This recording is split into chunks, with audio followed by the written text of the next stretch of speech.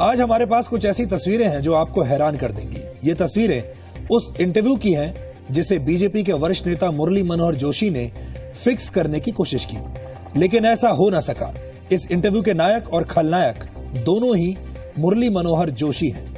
ये जरूरी DNA test आज हम आपके सामने करने वाले हैं, लेकिन इससे पहले आपको हैरान कर देने वाली एक दूसरी तस्वीर दिखाते हैं। ये तस्वीरें एक तेंदुए के साथ जनता के एनकाउंटर की है। आपको दिखाते हैं कि क्या होता है जब इंसानों की बस्ती में तेंदुए का अटैक हो जाता है।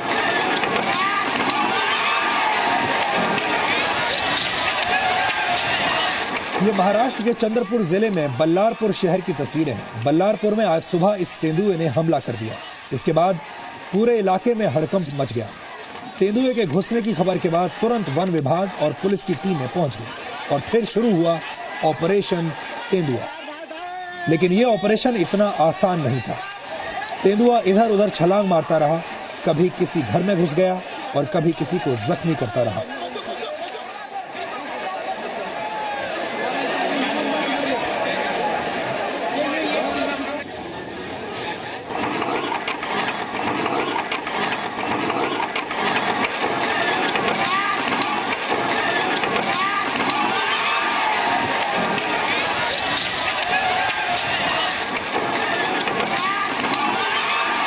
करीब 7 घंटे तक तेंदुए के साथ ये एनकाउंटर इसी तरह चलता रहा। इसमें 4 लोग घायल भी हो गए और 7 घंटे के बाद तेंदुए को जब चौथी बार बेहोशी का इंजेक्शन दिया गया तब वो काबू में आया और उसे पकड़कर वन विभाग के रेस्क्यू कैंप में ले जाया गया।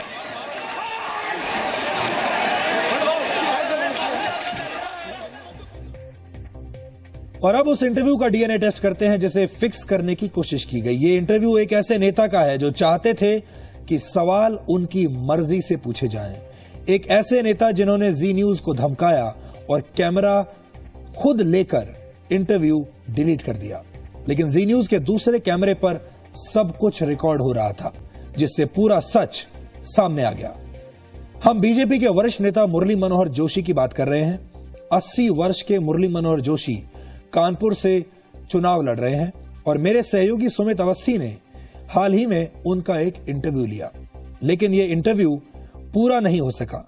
इसकी वजह यह थी कि जोशी जी चाहते थे कि सारे सवाल उनकी मर्जी से पूछे जाएं, उनके मनपसंद सवाल पूछे जाएं, लेकिन जी न्यूज पर सवालों की फिक्सिंग नामुमकिन है, इसलिए हम नहीं झुके। लेकिन यहां सवाल यह है कि क्या मुरली मनोहर जोशी जैसे नेता मीडिया को अपनी जेब में पड़ी हुई संपत्ति समझते हैं? क्या यह मर्यादा का उल्लंघन नहीं है? जो आप कहेंगे वो मैं पूछूंगा आपसे। सवाल आप मुझे बताएंगे? नहीं, आप दे दो। नहीं कर रहा। This is not done. शुरू करें। आप सबका स्वागत है। मैं हूं आपके साथ सुमित अवस्थी। इस वक्त हम कानपुर में हैं और कानपुर में हमारे साथ बात करने के लिए इस वक्त मौजूद है बीजेपी के वरिष्ठ नेता डॉक्टर मुरली मनोहर जोशी जी। अब कैसी तैयारी है आपकी? तो उनका नेतृत्व स्वीकार करने में दिक्कत नहीं है। कहा गया था कि आपको एतराज था अपनी सिटिंग सीट को छोड़ने में। हो सकता है कि अगली बार कानपुर भी छोड़ दें। नहीं, बात नहीं होगी और आपको मैं जाने नहीं दूंगा अगर ये लेके जाए। पहले उसे निकालिए ना जी। पूरा इरेज फिर से करिए। ये नहीं चलता है ऐसे। इसे इरेज करिए। हाँ, टोटल इरेज करिए, निकालिए मेरे से। ये क्या बात हुई? नहीं, तो जो चीज हमने देखा बात से आपसे शुरू से हो गई थी, बात खत्म हो गई। डॉक्टर मैं अभी कैमरा निकलवा लूंगा आपके इसमें। आप नाराज मत होइए। मैं नाराज हूँ इस पर और आपसे खासतौर निकालिए। आप नाराज मत होइए। पहले उसे निकालिए ना भाई। रोक दो भाई। नहीं, रोको और निकालो पूरा। मैं इसलिए बोल रहा हूँ। नहीं, रील निकालो पहले, उसके बाद बात। Please do it. रोक दो गिरीश। नहीं, रील निकालो। मैं ये बोल रहा हूँ। नहीं मुझे। अच्छा, एक मिनट रोक दो। रोक तो दिया नहीं, वो मुझे कैमरे का मुंह घुमा दो उधर। नहीं, मुझे ताकि तो से तब से मैं ये बोल रहा हूँ। नहीं, बात नहीं होगी और आपको मैं जाने नहीं दूंगा अगर ये लेके जाए। बहुत स्पष्ट अवस्था। ऐसे क्यों? ये सवाल तो पूछे जाएंगे ना आपसे। ऐसे नहीं चलेंगे। मैं सवाल तो पूछूंगा ना। सवाल पूछना तो मेरा काम है ना डॉक्टर साहब। आपका सवाल पूछने का काम आपने पहले पूछा। हाँ, मैंने आपसे कहा था कि नेशनल इश्यूज पर बात। नेशनल पे आता है, ये भी मैं आप तो आएंगे उसमें। सर कानपुर तो हो जाए पहले, कानपुर बाद में होगा, पहले वो निकले गए। सर आधे घंटे का इंटरव्यू है। आप आधे घंटे ना, आप एक डॉक्टर घंटे। साहब नाराज मत होइए। मैं नाराज हूँ आपसे, उसको निकालिए। मैं कह रहा हूँ आप मुझे स्पष्ट बोल देते कि मोदी पे सवाल मत पूछना, मैं नहीं पूछता आपसे मैंने कहा था नेशनल इश्यूज पे सवाल पूछना। डॉक्टर साहब गुस्सा मत होइए मैं प्लीज। गुस्सा हूँ इसलिए क्योंकि आप देखिए, आप प्लीज, मैं आपके साथ कह रहा हूँ, उसे निकालिए, नहीं तो आप निकालो उसे। निकाल के क्या हो जाएगा? उसे इरेज करें। अब फिर जो आप कहेंगे वो मैं पूछूंगा आपसे। नहीं, फिर जो आप कहेंगे मैं नहीं, जो फिर जो सही सवाल है वो पूछिए। अब सवाल आप मुझे बताएंगे? नहीं, मैं सवाल नहीं बताऊंगा, मैं आपको सवालों की डायरेक्शन बताऊंगा। नहीं, आप दे दो। नहीं कर रहा हूँ, हम भी नहीं दिस इज नॉट डन। आप वरिष्ठ हैं, आपकी इज्जत कर रहा हूँ, मैं आपको सम्मान कर रहा हूँ। नहीं, मैं अपना काम कर रहा हूँ, आप मुझे मेरा काम नहीं सिखा सकते। मैं आपका काम नहीं सिखा। मैंने आपके साथ कोई बदतमीजी नहीं की, मैं तो आपके साथ पूरे इज्जत बात कर रहा हूँ। मैं आपको इंटरव्यू नहीं देना है, आप मत दीजिए, पर ये तरीका नहीं होता कि आप मुझे सवाल बताएंगे। ये सवाल आप मुझे नहीं बता सकते। मैं मेरा काम है डॉक्टर साहब, मुझे सवाल पूछना है। मैं आप सवाल जरूर पूछें। हाँ, मैं पूछ रहा हूँ सवाल। नहीं, आप सवाल जरूर पूछें। आप कह रहे हैं कि ये पूछो, ये मत पूछो। मैं ये नहीं कह रहा हूँ। आप मत दीजिए जवाब ना। आपने मेरे इसके पहले के 6, 7, 8 सवालों के जवाब दिए ना आपने। आप उसके बाद में आगे बढ़ जाता। जब उसके बाद आप ठीक चल रहे थे तब मैंने जवाब दिया। जब आप शरारत पे आए मैं शरारत पे नहीं आया था। आपने पता नहीं, मैं नहीं आया। आप सवाल उसके बाद से आप सिर्फ पुराने मैं जानता हूँ, हम आपको रोज रोज करते हैं और मैं कभी, लेकिन जब आप चुनाव के समय शरारतन सवाल करेंगे तो मैं साहब सुनिए ना मेरी बात। एक मिनट, बहुत आनंद के साथ निकालो भैया। एक मिनट सुनेंगे आप? मैं सब सुनूंगा, पहले उसे निकालो। एक मिनट मेरी बात सुनिए। मैं 1 मिनट नहीं 10 मिनट सुनूंगा, आपको 10 मिनट नहीं। आपको हमने डिबेट में बुलाया, आप डिबेट में नहीं आना चाह रहे हैं। मैं आता ही नहीं उस डिबेट। इसीलिए आपने कहा कि मैं 1 to 1 कर लूं, मैं 1 to 1 कर लेता हूँ। तो ये सवाल जो वहाँ जो हमारे मन में है, क्यूरियोसिटी है, पब्लिक जानना चाहती है। पब्लिक तो जहाँ जानना चाहती मुझे मालूम है। और ये वो जो सवाल आप कर रहे थे शुरू में, वो बिल्कुल ठीक हो गए। हाँ, ठीक हो गया था। आप बहुत अच्छे से बोल रहे हैं। आप मतलब लेकिन आपने माना कि आपकी नेतृत्व मानने को तैयार है, बात खत्म हो गई थी। उसके बाद फिर आप चल रहे थे, फिर आप पोस्टर पर आ रहे थे। तो आपने ठीक तो कहा, आपने ठीक संभाल लिया था। तो निकालो उसे। मैं जहाँ बता, आपने ठीक संभाल लिया था उसे। मैं जहाँ तक ले रहा था बिल्कुल ठीक चल रहा था, बिल्कुल ठीक चल रही। आपने अचानक वो किया। अब आप मैं सेव में डालू उसका। अब उसके बाद आप दोबारा करिए, कोई भी इंटरव्यू करेंगे हम आपको देंगे, घंटे बन जाएंगे। दे दो, दिखा दो सर को। सर जहाँ तक रखे, नहीं रखे, सर के हाथ में दे दो डिलीट का बटन। सर चाहे तो डिलीट करते। मैं कैसे आप पूरा इंटरव्यू दोबारा करें? नहीं सर, अब मैं नहीं करूँगा। अब मैं नहीं करूँगा।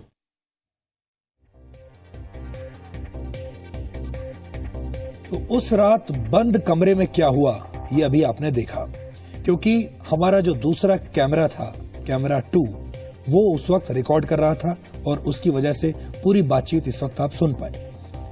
मामला सिर्फ यही खत्म नहीं हुआ। मुरली मनोहर जोशी बार बार वो वीडियो मांग रहे थे जिसमें इंटरव्यू का शुरुआती हिस्सा रिकॉर्ड हुआ था। आखिरकार जिद करके जोशी जी ने कैमरा ले लिया। उसमें जो कुछ रिकॉर्डिंग थी उसको उन्होंने खुद देखा, खुद पूरी फुटेज उन्होंने अपने हाथों से डिलीट कर दी। लेकिन जोशी जी ये भूल गए कि एक दूसरा कैमरा भी वहीं पर था जो उनकी एक एक हरकत को रिकॉर्ड कर रहा था।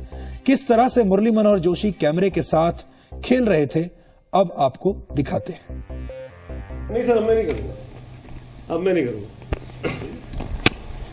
आपको पूरी छूट है, लेकिन डॉक्टर अब मैं नहीं करूंगा। मैं शरारत नहीं कर रहा हूँ। मैंने बहुत सभ्यता से, ईमानदारी से सवाल किया। आपको बहुत ही मधुरता से और बहुत अच्छा बोल रहे थे। मैं तो खुद बोल रहा हूँ। साफ गोई से। सर का पूरा डिलीट कर दो, जहां से सर बोले, जो बोले जितना रखना रखो। अब हम इंटरव्यू नहीं करेंगे, वाइंड अप करो।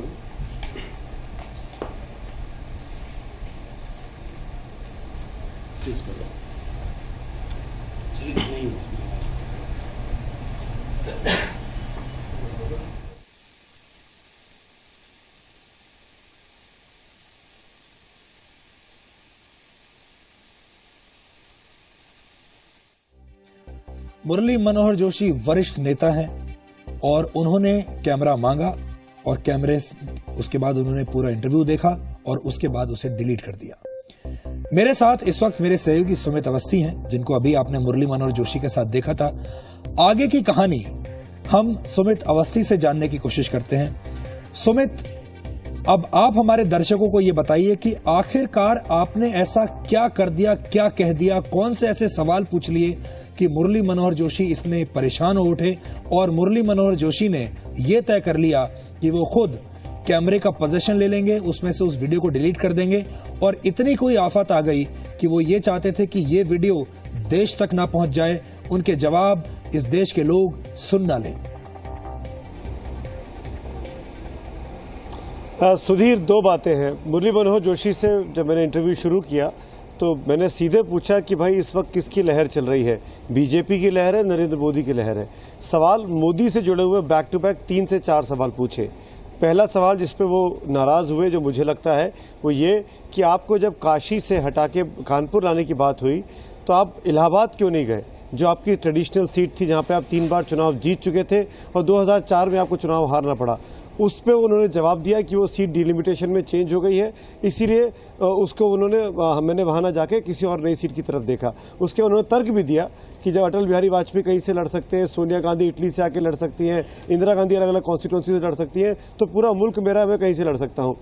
दूसरा सवाल जो उनको चुभा होगा वो ये, मेरे ख्याल से आज तक किसी और पत्रकार ने उनसे ये सवाल नहीं पूछा होगा। पूरे अदब के साथ, पूरे सम्मान के साथ मैंने डॉक्टर साहब से जानना चाहा कि कानपुर में नारे लग रहे हैं, बीजेपी के अपने कार्यकर्ता लगा रहे हैं कि डॉक्टर जोशी तो मजबूरी है, नरेंद्र मोदी जरूरी है।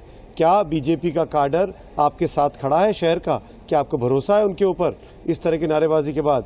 तीसरा और महत्वपूर्ण सवाल सुधीर, वो बहुत साफ था कि कानपुर में पोस्टर लगे हैं जगह जगह जिसमें लिखा हुआ है अब की बार भाजपा सरकार, जबकि हम कैंपेन देखते आ रहे हैं अब की बार मोदी सरकार। खुलकर कहा गया, आपको याद होगा राजनाथ सिंह ने भी एक बार ट्वीट कर दिया था अब की बार भाजपा सरकार, उनको उस ट्वीट पर सफाई देनी पड़ी थी।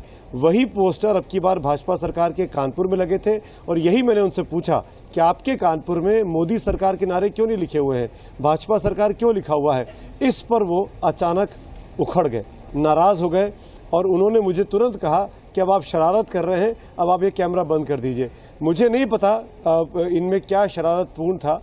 मैंने बार बार कन्विंस करने की कोशिश की कि देश की जनता इस सवाल के जवाब चाहती है, मेरे मन के अंदर क्यूरियोसिटी है, मैं खुद जानना चाहता हूं, इसलिए आप हमारी क्यूरियोसिटी, हमारे जवाबों को दीजिए, हमारी क्यूरियोसिटी को शांत कर दीजिए। लेकिन उन्होंने उसके बाद वो अपने बात पे फर्म हुए। उन्होंने धमकाने के अंदाज में कहा, मैं ये बहुत गंभीरता के साथ बोल रहा हूं, अपने 19 साल के करियर में उन्होंने मुझे धमकाते हुए कहा आप इस कमरे के बाहर नहीं जा पाएंगे, आपको पता है आप कहां पे हैं। और हम आपको ये दर्शकों को बताना बहुत ज़रूरी है सुधीर कि हम हर रोज़ यूपी के एक शहर से डिबेट कर रहे हैं जहां पर हम प्रत्याशियों को बुलाने की कोशिश करते हैं। उस शाम हम कानपुर में थे, हमने डॉक्टर जोशी को बुलाया था, पर डॉक्टर जोशी ने कहा कि मैं इस तरह के पब्लिक डिबेट्स में नहीं आता हूं, आप मेरा इंटरव्यू कर लीजिए आके। हमने उनको सेकेंड ऑप्शन दिया कि आप अपनी सभा में हमको बुला लीजिए, आपके मंच पर खड़े होकर हम आपसे सवाल कर लेंगे और वहीं आपकी जो जनता होगी वो आपसे सवाल कर लेगी। उन्होंने उसको भी अवॉइड किया। और तीसरा ऑप्शन जो बंद कमरे में 2 लोग बैठ के बातचीत करते हैं वो उन्होंने दिया। मैं वहां गया और उसमें जो ये 4-5 सवाल मैंने बताए, यही सवाल उनको परेशान कर गए। और उसके पहले सुधीर, ये बात मैं अंडरलाइन करना चाहूंगा कि डॉक्टर जोशी ने नरेंद्र मोदी को अपना नेता माना, कहा कि पार्टी ने जब नेता तय कर लिया है तो मुझे मानने में गुरेज नहीं है। फिर पता नहीं क्यों मेरे सवाल उनको चुप गए और वो अचानक हत्थे से उखड़ गए। जी, ऐसा लगा मुझे सुमित की एक आफ्टर थॉट, उनको बाद में ये देर से ये ख्याल आया और उसके बाद उन्होंने ये कोशिश की होगी। लेकिन सुमित, जैसा कि हम हमेशा कहते हैं कि हर कहानी के 2 पहलू होते हैं, 2 पक्ष होते हैं। एक पक्ष हमारा है, एक पक्ष जी न्यूज का है और दूसरा पक्ष मुरली मनोहर जोशी का है। और आज भी हमने एक बार फिर से कोशिश की मुरली मनोहर जोशी का पक्ष जानने की कि उनको इस पूरे मामले पर क्या कहना है, क्योंकि उनका पक्ष भी देश को जानना चाहिए। तो उसी बात को आगे बढ़ाते हुए अब हम आपको बताते हैं कि मुरली मनोहर जोशी से कुछ देर पहले जी न्यूज ने इस मामले पर एक बार फिर प्रतिक्रिया लेने की कोशिश की, लेकिन इस बार भी उनका गुस्सा ही सामने आया और कोई जवाब नहीं मिला। लेकिन जब हम गए प्रतिक्रिया लेने के लिए तो उन्होंने क्या कहा, उनकी प्रतिक्रिया क्या थी, ये आपको हम एक बार फिर से दिखाते हैं।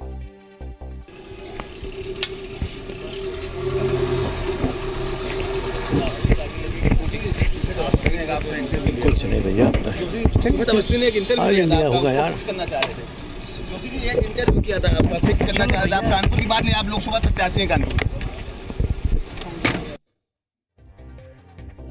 ये उनकी अब से थोड़ी देर की पहले की प्रतिक्रिया है, या हम ये कहेंगे कि प्रतिक्रिया देने से उन्होंने इनकार कर दिया। मुरली मनोहर जोशी बीजेपी के वरिष्ठ नेता हैं और बाकी नेताओं से भी हमने बात की। अपने राजनीतिक करियर में उन्होंने कई इंटरव्यू दिए होंगे और तीखे सवालों का सामना भी किया होगा, लेकिन आज वक्त और हालात ऐसे हैं कि जोशी जी अपने धैर्य से मुश्किल सवालों का सामना नहीं कर पाए। मुश्किल सवालों का सामना करते हुए आज मुरली मनोहर जोशी वो कर गए जो उन्हें शायद नहीं करना चाहिए था, और यही बात बीजेपी के नेता शत्रुघ्न सिन्हा भी कह रहे हैं। नहीं, बिल्कुल मैं कहूंगा, अगर आप किसी के बारे में कह रहे हैं, मैं तो कहूंगा कि नो।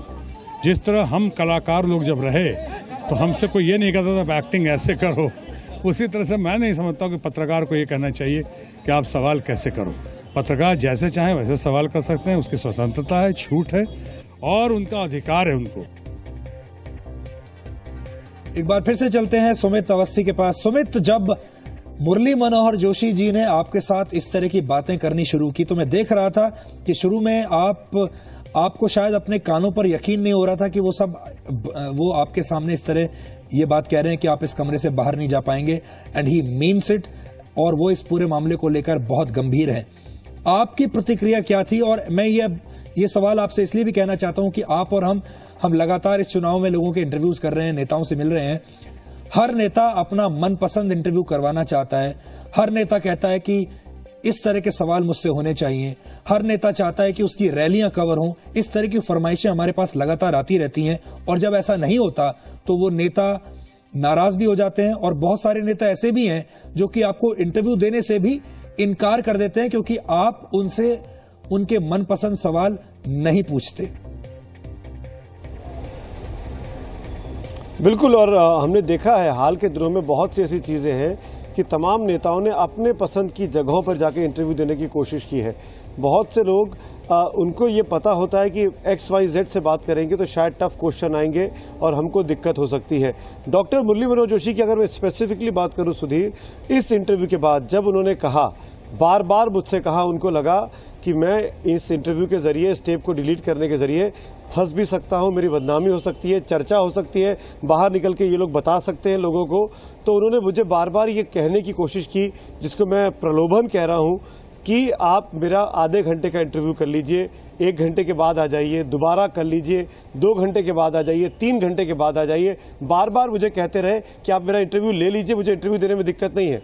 लेकिन मैंने बहुत स्पेसिफिकली साफ कर दिया था कि इंटरव्यू तभी लूंगा मैं आपका जब यहीं से ये क्लिप आगे आप रिकॉर्ड करवाना चाहेंगे। अगर ये क्लिप आप डिलीट करेंगे तो मैं ये इंटरव्यू नहीं करूंगा। और फिर हमने वही किया। उनके दफ्तर से फ़ोन भी आया, उन्होंने पूछा कि क्या आप इंटरव्यू करना चाहते हैं। हमने वो इंटरव्यू नहीं किया।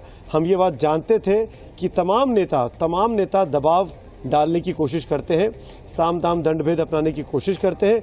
हमारी एक बहुत छोटी सी कोशिश थी कि हम ये दर्शकों के सामने दिखा सके, देश के सामने दिखा सके कि किन विपरीत स्थितियों में एक निष्पक्ष आवाज को दबाने की कोशिश भी नेता करते हैं। क्योंकि हमने बहुत अक्सर देखा है इस तरह के वाकये भी सामने आए हैं जब लोगों ने बाकायदा इंटरव्यू फिक्स करवाया है, बड़े बड़े लोगों ने बड़े बड़े पत्रकारों के साथ, वो चीजें भी सबके सामने हैं। जी सुमित, बहुत बहुत शुक्रिया आपका, और मैं आपकी इस हिम्मत की दाद भी देता हूं। और अपने दर्शकों को भी हम ये बात बताना चाहेंगे यहाँ पर कि इससे पहले आपने ऐसे बहुत इंटरव्यूज देखे होंगे, आपने इस तरह के वीडियो क्लिप्स भी देखे होंगे, आपने इससे पहले ये भी देखा होगा कि कैसे बड़े बड़े नेता पत्रकारों को, जर्नलिस्ट को, एंकर्स को ये बताते हैं कि इस इंटरव्यू में से कौन सी चीज को, कौन से मुद्दे को हाईलाइट करना है, कैसे हाईलाइट करना है, ताकि उससे नेता को ज्यादा से ज्यादा फायदा हो सके उस इंटरव्यू का। और बहुत सारे पत्रकार भी आपने देखा होगा जो कि इसके लिए तैयार भी हो जाते हैं। लेकिन यहां पर एक दूसरी तस्वीर हमने आपको दिखाने की कोशिश की। आपने ये भी देखा होगा कि बंद कमरे में किस तरह के दबाव होते हैं, और आपने ये भी देखा होगा कि जब ये दबाव जी न्यूज पर पड़ते हैं तो बंद कमरे में किस तरीके से जी न्यूज उस पर रिएक्ट करता है।